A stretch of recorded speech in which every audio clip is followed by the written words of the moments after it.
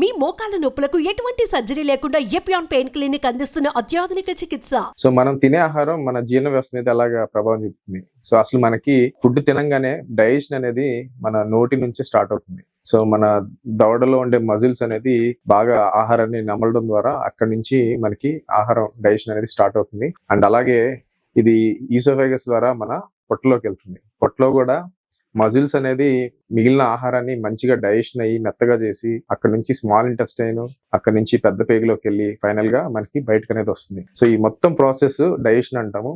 సాధారణంగా మనకి ఒక 12 to 72 hours టైం పడుతుంది. అంటే మనం తిన్న ఆహారం అనేది పూర్తిగా డైజెషన్ అయ్యి మనకి మోషన్ గా ఫామ్ అయి బయటకు వెళ్ళడానికి ఇంత టైం పడుతుంది. సో కొంతమందిలో ఫాస్ట్ గా డైజెషన్ అవుతుంది, దాన్ని ఫాస్ట్ ట్రాన్సిట్స్ అంటారు. కొంతమందిలో నార్మల్ గా 12 to 48 hours లోపలే అయిపోతుంది. కొంతమందిలో 72 hours తర్వాత కూడా డైజెషన్ లేట్ గా అవుతుంది. వాళ్ళని స్లో కొలానిక్ ట్రాన్సిటర్స్ అంటారు. సో ఇలాగా 3 రకాలుగా మనం డైజెషన్ అనేది నార్మల్, లేకపోతే ఫాస్ట్ గా అవడము, స్లోగా అవడంగా విభజిస్తాం. ఇంతేకాకుండా మనం తిన్న ఆహారము మెకానికల్ డైజెషన్ అయిపోయిన తర్వాత కెమికల్ డైజెషన్ అనేది స్టార్ట్ అవుతుంది. సో కెమికల్ డైజెషన్ వచ్చేసరికి మనకి స్టమక్ లో ఉండే యాసిడ్స్ మనకి 10 times, ఇప్పుడు ఒక సిట్రస్ ఫుడ్ లో సిట్రిక్స్ లెమన్ లో ఉండే యాసిడ్ కంటే కూడా 10 రెట్లు ఎక్కువ గాఢత స్ట్రాంగ్నెస్ ఉంటుంది అనమాట.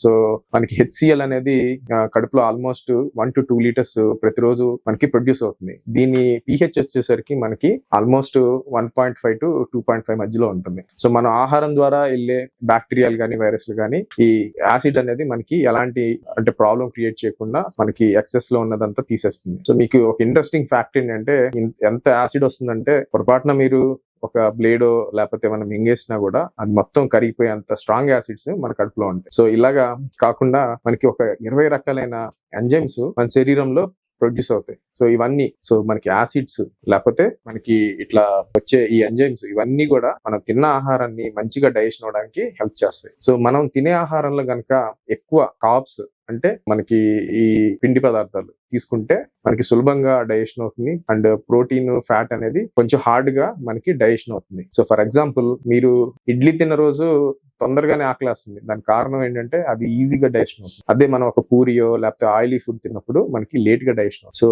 ఒక 1/2 hour to 45 minutes టైం పడుతుంది మనకి.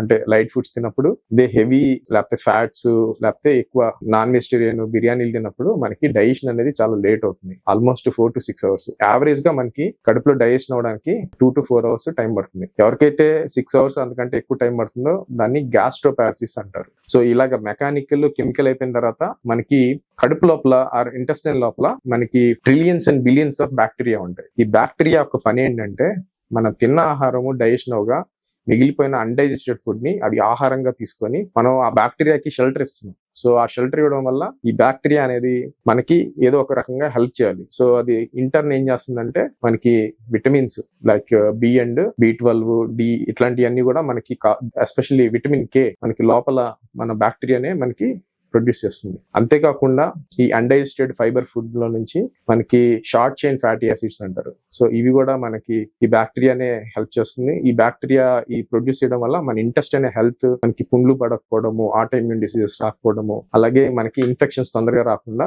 ఈ బ్యాక్టీరియా అనేది హెల్ప్ చేస్తుంది. సో ఇలాగా హెల్ప్ చేయడమే కాకుండా ఇప్పుడు ఫర్ ఎగ్జాంపుల్ మనం మంచిగా ఫైబర్ తీసుకుంటే మనకి ఇలాంటి గుడ్ బ్యాక్టీరియా ఆర్ మనకి యూస్ఫుల్ బ్యాక్టీరియా అనేది మంచి లెవెల్స్ లో ఉండి మనకి తొందరగా హార్ట్ డిసీజెస్ కానీ, డయాబెటీస్ కానీ, ఒబేసిటీ కానీ రాకుండా హెల్ప్ చేస్తుంది. అంతేకాకుండా మనకి ఇమ్యూనిటీ పెరుగుతుంది అండ్ మెమరీ కానీ, మూడ్ కానీ మంచిగా ఉంటుంది. అదే అల్ట్రా ప్రాసెస్ ఫుడ్స్ అంటే ఈ చిప్స్ కానీ ఇట్లాంటి కూల్ డ్రింక్స్, సోడాస్ తీసుకుంటే మనకి బాడీలో బ్యాడ్ బ్యాక్టీరియా అనేది ఎక్కువైపోయి మనకి ఇన్ఫ్లమేషన్ అంటే ఈ మ్యూకస్ లేయర్ అనేది మనకి ఇంటెస్టైన్ ఏదైతే ఉంటుందో అది డిస్రప్ట్ అయిపోయి ఈ బ్యాక్టీరియా లోపలికి వెళ్ళి ఇన్ఫ్లమేషన్ అనేది స్టార్ట్ అయిపోయి మనకి health issues for example chronic గా మనకి వచ్చే ఇన్ఫెక్షన్స్ వచ్చేసరికి కొన్ని రకాలైన అంటే తొందరగా వాళ్ళకి రెస్పిరేటరీ ఇన్ఫెక్షన్స్ కానీ, డయేరియాస్ కానీ, లేకపోతే క్రానిక్ డెబిలిటేటింగ్ డిసీజెస్ అంటారు. అంటే డయాబెటీస్, లేకపోతే chronic auto immune conditions like rheumatoid arthritis కానీ, ఇన్ఫ్లమేటరీ బౌల్ డిసీజ్ కానీ వచ్చే రిస్క్